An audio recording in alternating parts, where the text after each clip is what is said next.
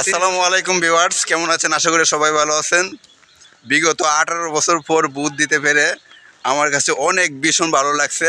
মামা, তোমার কাছে কেমন লাগতেছে গো? আমার কাছে ভীষণ ভীষণ ভালো লাগতেছে, কারণ আমার জীবনের প্রথম ভোট, সরকারি ভোট, আমি সঠিক জায়গায় দিবার পারছি।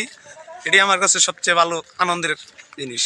আলহামদুলিল্লাহ, আমরা সবাই দোয়া করি যাকে সে বুথ দিয়েছে সে যেন জয়যুক্ত হয় ইনশাল্লাহ। আর পিছনে আমার মামা রয়েছে, উনিও বুথ দিয়ে এসেছে। আমি জানি না কোনখানে দিয়েছে, তারপরেও সঠিক একটা মার্কায় সঠিক একজন ব্যক্তিকে হয়তো উনি ভোট দিয়েছেন। যাই হোক, যেখানে যেটা কাজে লাগবো এটাতেই দিছি ইনশাল্লাহ ইনশাল্লাহ। তো তুমি যে আচ্ছা, তোমাকে একটা সত্য কথা বলি, তুমি সত্য কথা বলবা, ঠিক আছে?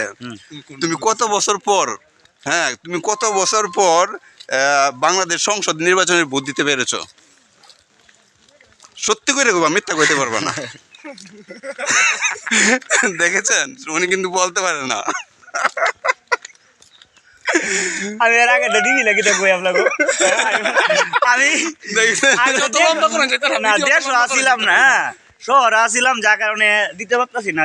যারা গ্রামে আসিল, যারা শহর থেকে আইছে, এরা তো দিছি। আচ্ছা, যাই হোক গাইস, আপনারা কমেন্টে বলবেন ওনাকে যে আমি প্রশ্নটা করেছিলাম, কিন্তু উনি কিন্তু প্রথমে হাইসা দিয়ে কিন্তু তারপরে উনি কিছু কথা বলেছে, সত্যটা বলেছে।